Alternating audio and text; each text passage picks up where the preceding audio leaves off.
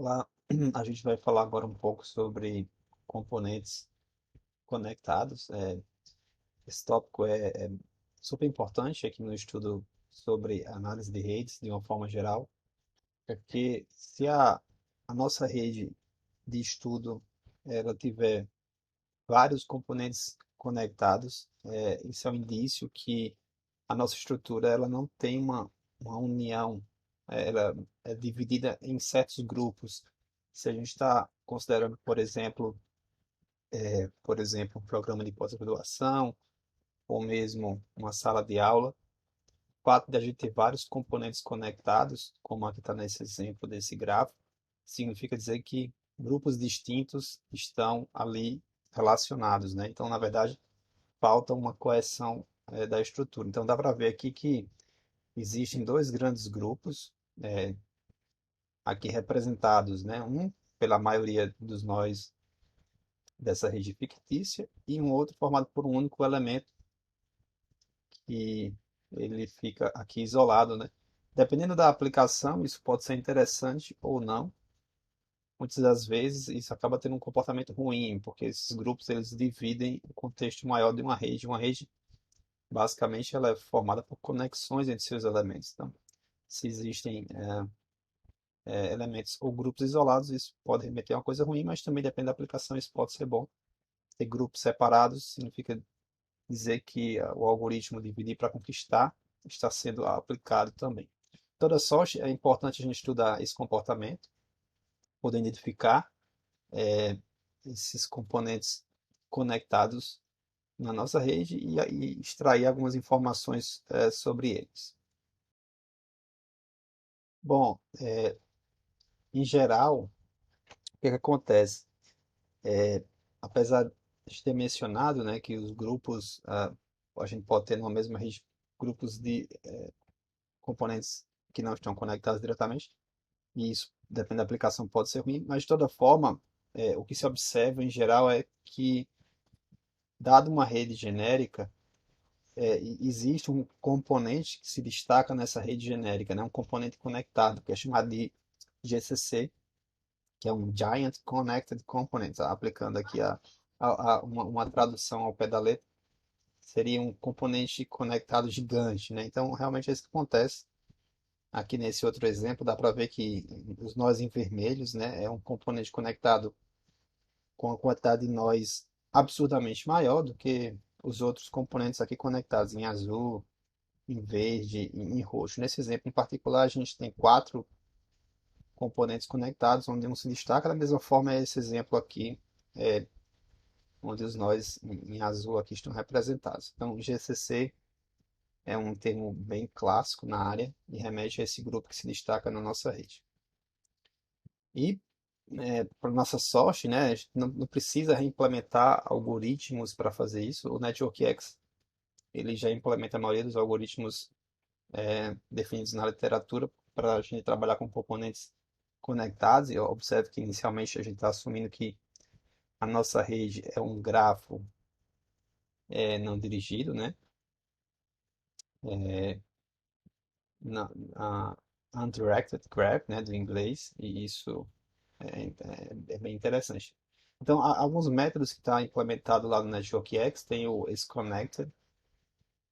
Observe nesse caso aqui, assumindo que esse grafo G esse gráfico aqui da figura, né? Vocês vão ver que tem um notebook. Não sei se podem experimentar isso, mas G é esse gráfico. Foi fácil justamente porque eu tenho um grupo maior aqui representado e tenho C solitário aqui isolado, né? Por isso que ele não é conectado. A gente também pode extrair os grupos, os componentes desses componentes conectados. O próprio NetworkX tem uma função chamada Connected Components. A gente passa o gráfico que a gente quer estudar, no caso o gráfico G, que a gente quer avaliar, e a gente pode fazer uma interação aqui nesse pó e percorrer cada componente desse. Aqui eu só estou imprimindo só para dar um contexto.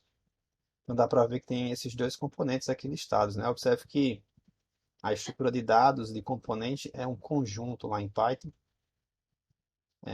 Não confundir isso com dicionários, né? Dicionários também entre chaves, mas dicionários A estrutura de um dicionário é chave, valor, né?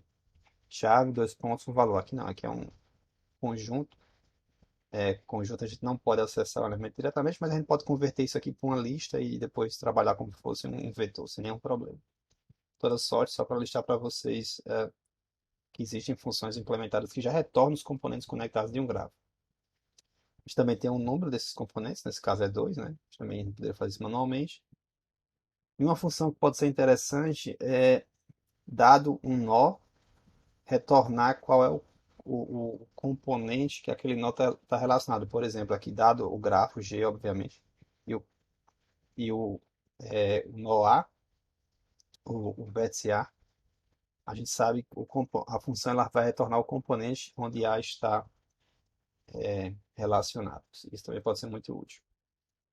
Bom, para vocês entenderem, também não ficar uma caixa preta, né, que a gente chama a função e a função retorna isso, é interessante a gente entender o que está por trás dessas funções no NetworkX.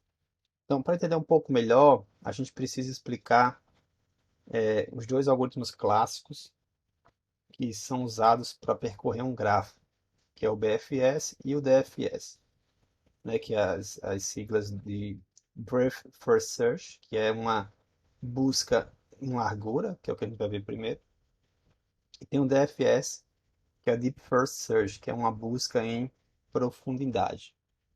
Então, como é que funciona isso? Então, aqui está um grafo também fictício.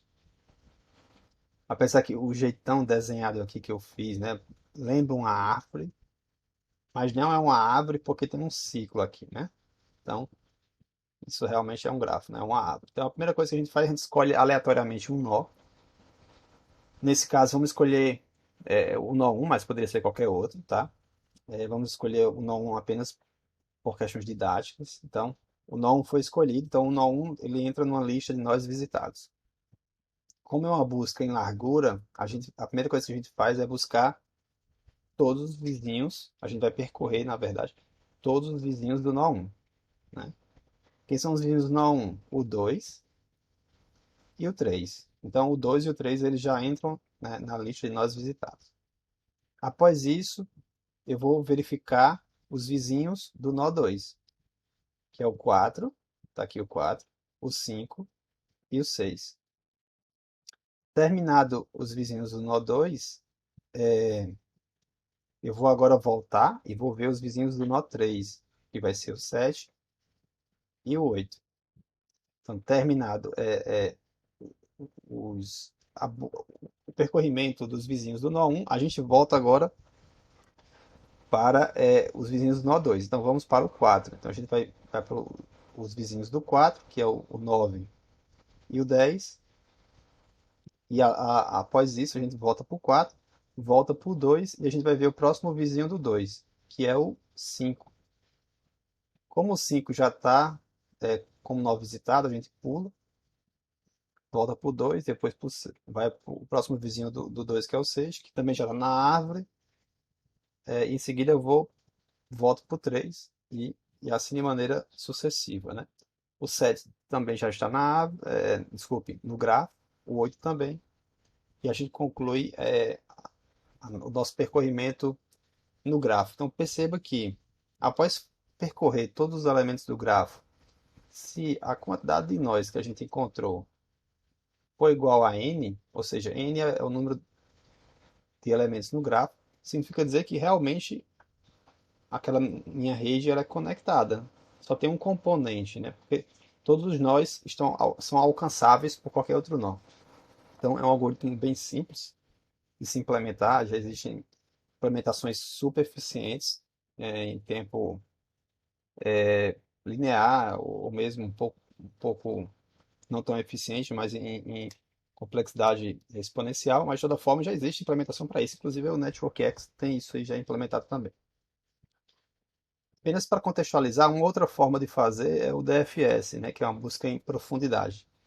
Diferentemente do primeiro, a gente exaure, né, o vizinho do vizinho do vizinho até chegar no nó onde não tem mais vizinho. E aí a gente sai voltando de trás para frente. Então, basicamente, novamente, a gente escolhe um nó aleatoriamente, passo inicial, né? Vamos escolher aqui o mesmo para ficar mais didático. A gente vê os vizinhos desse nó, no caso 2. Eu vejo os vizinhos do 2, depois os vizinhos do 4, e aí de maneira sucessiva, né? Primeiro eu vejo o primeiro vizinho do 4, depois o segundo vizinho do 4. Como não tem mais vizinhos, eu volto para o 2. Aí eu vejo o próximo vizinho, que é o 5, e vou ver os vizinhos do 5. Os vizinhos do 5, o próximo é o 6. Então, eu vou para o 6. Como o 6 ele tem como vizinho o 2 e o 5, ambos já estão na nossa lista de nós visitantes, eles não entram mais. Volto para o 5, volto para o 2 e vou ver o próximo vizinho do 1, que é o 3. Depois vejo o vizinho do 3, né, o primeiro vizinho do 3, que é o 7. Como não tem mais vizinhos, eu volto para o 3 e vejo o próximo vizinho, que é o 8, e por aí a gente termina nosso percorrimento do gráfico. Então, basicamente é isso. Da mesma forma, se a quantidade de nós que foram visitados foi igual a n, só tem um componente conectado. Então, basicamente, é assim também implementado lá no Network X. Bem especificamente, né, se vocês abrirem o código que é aberto, né, é um código livre do Network X lá no GitHub, no repositório deles, vocês vão ver que a função que detecta os componentes, ele usa o BFS por questões de desempenho, né, ligeiramente mais eficiente, mas ambos os métodos funcionam. Bom, outra definição aqui super importante é a questão dos componentes fortemente conectados e fracamente conectados, né, que na literatura é chamado de SCC e WCC. Esse SCC vem de Strongly Connected Component e W vem do Weakly Connected Component, né? Mas essas definições elas acabam remetendo à definição do que é uma rede fortemente conectada, o que é uma rede fracamente conectada. Bom, por definição, uma rede fortemente conectada é aquela. Aqui já a gente não considera mais, no contexto, a gente está assumindo que uma rede agora é direcionada, é dirigida. Tudo aquilo que eu mencionei anteriormente foi para redes não dirigidas, né? Aqui a rede já é dirigida. Então, assumindo que a rede é dirigida, uma rede é fortemente conectada se um nó ele é alcançado por qualquer outro nó. Ou seja, existe pelo menos um caminho que eu conecto, né, um nó a outro, ou uma caminhada, depende se tiver ciclos. Então, claro que a gente aqui já dá para ver que não é fortemente conectado por essa definição, porque tem um C aqui isolado. Mas se a gente não considerasse esse elemento C, mesmo assim a rede seria não fortemente conectada. Por quê? Por exemplo, o nó A, nenhum outro nó consegue chegar em A. A consegue chegar em vários outros nós, né? Consegue chegar no E, no D, no F, no H, no B, no G. O A também não consegue chegar no I, né? Não existe um caminho. Então, só esse fato já caracteriza essa rede como não fortemente conectada. Aí vocês podem perguntar, então ela é fracamente conectada? Não necessariamente. Uma rede fracamente conectada, por definição, é aquela rede, obviamente a rede já é direcionada, né? Mas nesse caso a gente desconsidera a direção das arestas e a gente verifica o seguinte: se a gente desconsiderar que não tem mais setas aqui, a rede, desconsiderando isso, ela passa a ser conectada? Sim ou não? Se a resposta for sim, a gente diz que essa rede ela é fracamente conectada. Se a resposta for não, ela não é fracamente conectada, que é o caso, né?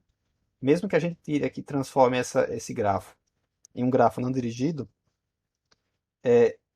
a gente não consegue conectar C, porque C está isolado. Então, aqui, essa rede ela também não é uma rede fracamente conectada. Então, ela nem é fortemente e nem é fracamente. É apenas uma rede, um grafo. E isso é importante. E essa definição acaba influenciando aqui a definição de componentes fortemente e fracamente conectados. O componente ele é fortemente conectado, na verdade ele pode ser um subgrafo ou apenas um elemento do grafo maior, mas para ele ser fortemente conectado, todo mundo aqui na relação precisa alcançar todo mundo. que é justamente esse caso aqui, ó. Esses três elementos, eles são considerados fortemente conectados. Por quê? Porque o D aqui, o nó dele consegue alcançar o F e o E. O E consegue alcançar o D e o F. E o F também consegue alcançar os outros dois. Ou seja, eles estão configurados aqui numa relação que todo mundo alcança todo mundo. Então, observe, um componente, ele é fortemente conectado, e se por acaso esses componentes no plural, né, mais de um, então certamente tem um ciclo aqui. Isso é muito importante. Por quê? Porque quando a gente está estudando um determinado problema, uma determinada rede, identificar elementos que são fortemente conectados, isso acaba remetendo a características interessantes. Ou seja, aqueles elementos, eles conseguem alcançar todos os elementos daquele grupo. E isso é um indício que eles têm essa característica, e isso pode facilitar a propagação, por exemplo, de mensagens ou mesmo de determinados trabalhos, facilitar a agregação de tarefas e várias outras coisas. A gente também vê que os componentes eles podem ser fracamente conectados. Nesse caso, a gente a definição é quase parecida com a de rede, mas como é que a gente descobre aqui componentes fracamente conectados? É só desconsiderar essas conexões, as direções das arestas, e se os componentes forem conectados, ao fazer isso, a gente diz que eles são fracamente conectados. Então, né, nesse caso, o grafo todinho aqui, esse subgrafo, desculpe, ele é um componente fracamente conectado. Inclusive o C também, né? O C ele é considerado isolado, mas ele também é fracamente conectado e também fortemente conectado por definição, né? O mais importante nessas definições para o nosso contexto da disciplina, sem dúvida, é a descoberta quando componentes são fortemente conectados, eles têm essas características, e isso acaba abrindo várias aplicações. Bom, mais uma vez, a gente tem isso implementado aqui no NetworkX, e isso para nossa sorte, né? Então, por exemplo, o NetworkX ele tem a função fortemente conectado, is strongly connected, por exemplo, ele passa um grafo G, ele vai dizer se é fortemente conectado ou não. Nesse caso aqui, a gente já discutiu que é falso, né? É falso porque, primeiro, tem o C aqui isolado, mas, por outro lado, nem todo mundo consegue alcançar todo mundo, né? Por exemplo, o A não consegue alcançar o I. Ele é fracamente conectado, como eu mencionei também, porque mesmo tirando aqui a direção das arestas, a gente não consegue chegar em C. A gente pode listar os componentes que são fracamente conectados de G. Então, como eu mencionei, né, o que a gente faz é a gente tira as direções dessas arestas e considera isso um grafo como se fosse não direcionado. Então, tudo que está conectado, ao fazer isso, é considerado um componente fracamente conectado. E se a gente observar, é todo mundo aqui, ó, A, E, D, F, H, I, B e G, né? Seria isso aqui. E o C também é considerado isolado, né? Mas também, por essa definição, ele é considerado um componente fracamente conectado. E ele recebe um nome na literatura chamado de singleton. Em relação aos componentes fortemente conectados, né? A gente já viu que esses três aqui são, porque eles conseguem alcançar um ao outro de forma mútua, né? Tá aqui. E os outros, de forma isolada, também são, mas são considerados singletons, né? Para nosso contexto, é apenas uma definição, claro, mas nas nossas aplicações, encontrar componentes fortemente conectados, cujo conjunto tem uma dimensão maior do que um, é o que é mais interessante. E a gente também pode retornar a quantidade desses componentes. Em linhas gerais, era isso. Essa parte de componentes conectados, ela tem uma vasta gama de aplicações. É importante a gente entender e identificar quando alguns elementos da nossa rede eles são fortemente conectados entre si. Isso dá também uma ideia, remete a uma ideia primitiva ainda mais bem interessante sobre a detecção de comunidades, né? De certa forma, é uma comunidade que tem uma relação aí bem forte. E os algoritmos que implementam isso acabam vindo dos algoritmos clássicos que da década de 70, da década de 80, que são algoritmos que percorrem um grafo, né? Tanto o algoritmo de percorrimento por largura, quanto o de profundidade são os mais utilizados na literatura e já bastante implementados de maneiras bem eficientes. Então é isso, a gente continua com a discussão sobre esse tópico nos próximos vídeos. Até lá!